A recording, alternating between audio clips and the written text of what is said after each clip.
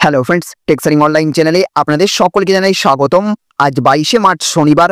আর আজ ইতিমধ্যেই কেন্দ্রের মোদী সরকার এবং রাজ্যের মমতা সরকারের তরফ থেকে বেরিয়ে আসলো 10টি বিরাট বড় খবর, যা কিনা দেশের সহ রাজ্যের প্রত্যেক বাসিন্দার জন্য জানা অত্যন্ত দরকার।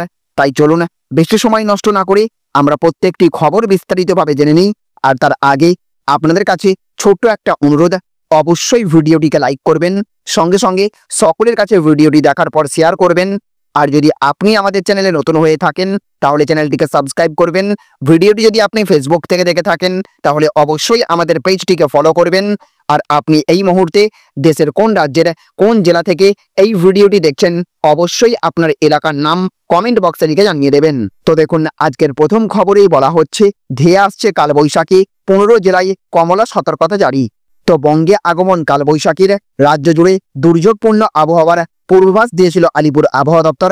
আগামী রবিবার পর্যন্ত দক্ষিণবঙ্গের প্রায় সব জেলাতেই বজ্রবিদ্যুৎ সহ ঝড় বৃষ্টি শুরু হতে পারে। কিছু কিছু জেলায় হতে পারে শিলাবৃষ্টিও। বৃষ্টির সঙ্গে পাল্লা দিয়ে ঘন্টায় 50 থেকে 60 কিলোমিটার বেগে ঝোড়ো হাওয়া বইবে। রবিবার পর্যন্ত ঝড় বৃষ্টি চলবে উত্তরবঙ্গেও। দক্ষিণবঙ্গের হুগলি, 2 মেদিনীপুর, বাঁকুড়া এবং ঝাড়গ্রামে ঝড় বৃষ্টির প্রবল সম্ভাবনা রয়েছে। ঝড়ের সঙ্গে হতে পারে শিলাবৃষ্টিও। সঙ্গে 50 থেকে 60 কিলোমিটার প্রতি ঘন্টা বেগে বইবে ঝোড়ো হাওয়া। এই জেলাগুলির জন্য কমলা সতর্কতা জারি করেছে আলিপুর। কলকাতাতেও 40 থেকে 50 কিলোমিটার বেগে দমকা হাওয়া বইবে, সেখানে জারি হয়েছে হলুদ সতর্কতা। কলকাতা সহ দক্ষিণের প্রায় সব জেলাতেই ঝড় বৃষ্টি চলবে। ওই দিন সব জেলাতেই বজ্রবিদ্যুৎ সহ শিলাবৃষ্টির কমলা সতর্কতা জারি করেছে আলিপুর। এছাড়া দেখুন, আজকের আরও একটি বড় খবরে বলা হচ্ছে এপ্রিল থেকে বন্ধ লক্ষ্মীর ভাণ্ডার, প্রকল্প নিয়ে তৈরি ধোঁয়াশা। তো রাজ্যের জনপ্রিয় সামাজিক প্রকল্প লক্ষ্মীর ভাণ্ডার বন্ধ হয়ে যেতে পারে বলে চর্চা চলছে রাজনৈতিক মহলে। এপ্রিল থেকে এই প্রকল্পের অর্থ সাহায্য বন্ধ হয়ে যেতে পারে বলে বিরোধীরা দাবি তুলেছেন। যদিও রাজ্য সরকারের পক্ষ থেকে এখনো আনুষ্ঠানিকভাবে কোনো ঘোষণা করা হয়নি। এই খবর প্রকাশ্যে আসার পর থেকেই রাজনৈতিক উত্তেজনা ছড়িয়েছে। বিরোধী দল বিজেপির দাবি, রাজ্য সরকারের কাছে পর্যাপ্ত অর্থ নেই বলেই এই প্রকল্প বন্ধের পথে হাঁটছে তৃণমূল সরকার।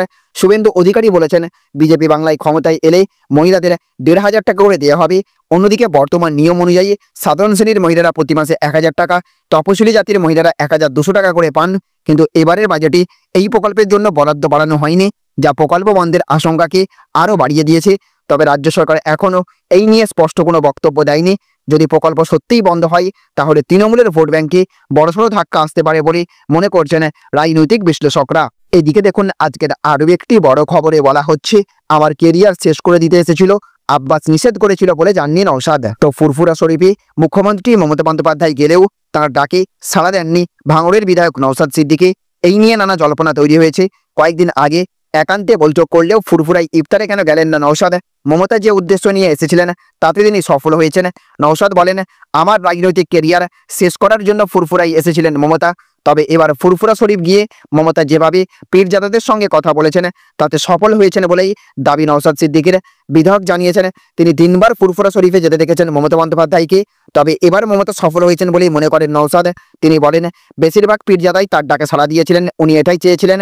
আগে স্টেজে হাত নাড়িয়ে চলে গিয়েছিলেন, এবার পীর সাহেবদের মাঝে এসেছেন। তবে নওশাদ জানিয়েছেন, তাকে ওই ইফতারে যেতে নিষেধ করেছিলেন তার দাদা তথা আইএসএফ দলের প্রতিষ্ঠাতা আব্বাস সিদ্দিকী। নওশাদ বলেন, আব্বাস সিদ্দিকী দলের প্রতিষ্ঠাতা এবং আমার বড় ভাইজান। বাবার পরে উনিই আমার অভিভাবক, তাই ওনার নিষেধ এড়াতে পারিনি। তবে নওশাদের এই বক্তব্যে অনেক প্রশ্ন উঠেছে। তবে কি যেসব পীরজাদারা নওশাদের হয়ে গলা ফাটাতেন তারা কি এখন তৃণমূলে? ফুরফুরায় কি সত্যিই রাজনৈতিক বিভাজন তৈরি করে দিয়েছেন মমতা? এইদিকে দেখুন, আজকের আরও একটি বড় খবরে বলা হচ্ছে একের বেশি ব্যাংক অ্যাকাউন্ট থাকলেই 10,000 টাকা কেটে নেবে ব্যাংক, কড়া নির্দেশিকা জারি করলো আরবিআই। তো একের বেশি ব্যাংক অ্যাকাউন্ট থাকলেই 10,000 টাকা কেটে নেবে ব্যাংক, কড়া নির্দেশিকা জারি করলো আরবিআই। ব্যাংকে একের বেশি অ্যাকাউন্ট থাকলেই এবার দিতে হবে মোটা টাকা জরিমানা। এবার কড়া নিয়ম জারি করলো আরবিআই। এক ব্যক্তির নামে আর রাখা যাবে না একাধিক অ্যাকাউন্ট। কত টাকা জরিমানা হতে পারে জানেন? বলা হয়েছে একের বেশি ব্যাংক অ্যাকাউন্ট থাকলে দিতে হবে কড়কড়ে 10,000 টাকা জরিমানা। এমনই কড়া নিয়ম জারি করেছে আরবিআই। ঠিক কি নিয়ম এনেছে রিজার্ভ ব্যাংক? আরবিআই বলেছে, এক ব্যক্তির নামে যদি একাধিক অ্যাকাউন্ট থাকে এবং সেই অ্যাকাউন্টে যদি ভুয়ো লেনদেন পাওয়া যায় তাহলে অবশ্যই মোটা টাকা জরিমানা হবে। স্ক্যাম এবং চুরি কমাতেই এমন সিদ্ধান্ত নিয়েছে আরবিআই। কোনো মতেই আর রাখা যাবে না একের বেশি ব্যাংক অ্যাকাউন্ট, যেখানে বহু ভুয়ো লেনদেন হলেই জরিমানা দিতে হবে কড়কড়ে 10,000 টাকা জরিমানা। টাকা না দিলে আইনি ব্যবস্থাও নিতে পারে ব্যাংক। নতুন নির্দেশিকা অনুযায়ী যদি কোনো ব্যক্তির একাধিক ব্যাংকে 2 বা ততোধিক অ্যাকাউন্টে কোনো সন্দেহজনক লেনদেন থাকলেই তাকে দিতে হবে জরিমানা। এছাড়া দেখুন আজকের আরও একটি বড় খবরে বলা হচ্ছে আবকি বার 200 পার নয়, বিজেপি কর্মীদের 180 আসনের লক্ষ্য বেঁধে দিলেন শুভেন্দু। তো 4 বছর আগে বিধানসভা ভোটের সময় বাংলায় এসে আবকি বার 200 পার স্লোগান তুলেছিলেন অমিত শাহ, জেপি নাড্ডারা। কিন্তু 200 আসন তো দূরের কথা, 100 আসনই পেরোতে পারেনি পদ্ম শিবির। মাত্র 77 আসনেই থমকে যেতে হয়েছিল। গত বছর লোকসভা ভোটেও রাম ধাক্কা খেতে হয়েছিল। দলে নিয়মিত ভাঙনের পাশাপাশি আদিনব্যের লড়াইয়ে অবস্থা স্থঙ্গিত। তাই এবার আর আবকি বার 200 পার স্লোগান তুলে বিজেপির নিচুতলার নেতাকর্মীদের চাঙ্গা করার পথে হাঁটছে না দলের রাজ্য নেতৃত্ব, বরং 200 আসনের নিচেই জয়ের লক্ষ্য রাখা হয়েছে। অন্তত রাজ্যের বিরোধী দল নেতা শুভেন্দু অধিকারী তেমনই ইঙ্গিত দিয়েছেন।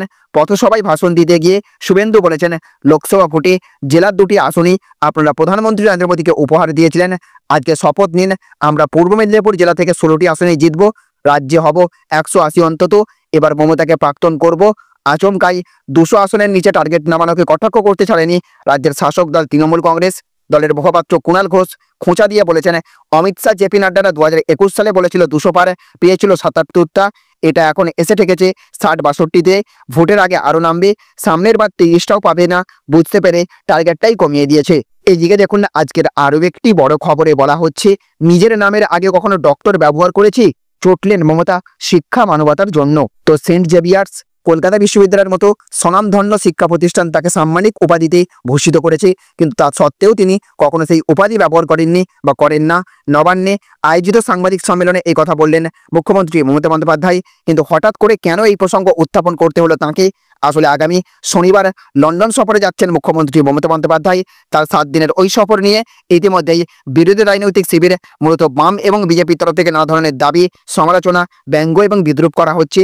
এরই মধ্যে এই দিন তৃণমূল নেতা কুণাল ঘোষ দাবি করেছেন, মমতা লন্ডনে থাকাকালীন বাম, অতিবাম এবং বিজেপি মনোভাবাপন্নদের একাংশ বিলেতে ভূমি বিক্ষোভ প্রদর্শনের নামে বিশৃঙ্খলা তৈরি করতে পারে।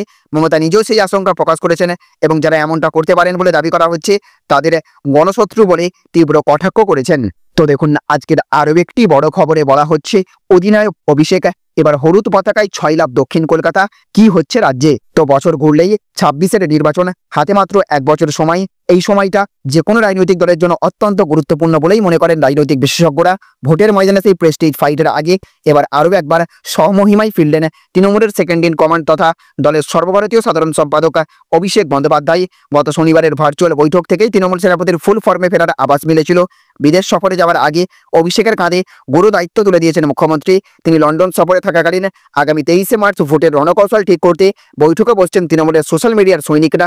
জানা যাচ্ছে 26-এর ভোটের রণকৌশল তৈরিতে গাঙ্গুলি বাগান এলাকায় তৃণমূলের সোশ্যাল মিডিয়া সৈনিকদের তরফ থেকে একটি বৈঠক ডাকা হয়েছে।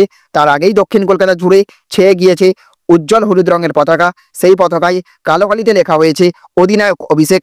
অভিষেকের নামে এই হলুদ পতাকা দেখে ব্যাপক জল্পনা তৈরি হয়েছে বিভিন্ন মহলে। বিষয়টা ঠিক কি? এই প্রসঙ্গে তৃণমূলের আইটি সেলের প্রধান দেবাংশু ভট্টাচার্য সংবাদ মাধ্যমে জানিয়েছেন, সোশ্যাল মিডিয়ায় তৃণমূলের সমর্থক গ্রুপগুলির মধ্যে অন্যতম ফ্যাম অধীর সংগঠনেরই একটি শাখা অধিনায়ক অভিষেক, তাই এই পতাকা। তাহলে ফ্রেন্ডস বুঝতে পারলেন, এই ছিল আজকের কয়েকটি গুরুত্বপূর্ণ আপডেট। এই ভিডিওটি আপনাদের যদি ভালো লেগে থাকে তাহলে অবশ্যই ভিডিওটিতে একটা লাইক করবেন এবং অবশ্যই ভিডিওটিকে রাজ্যের সমস্ত মানুষের কাছে শেয়ার করে সকলকে জানার সুযোগ করে দেবেন। ভালো থাকবেন, সুস্থ থাকবেন। Thank you friends, thank you for watching.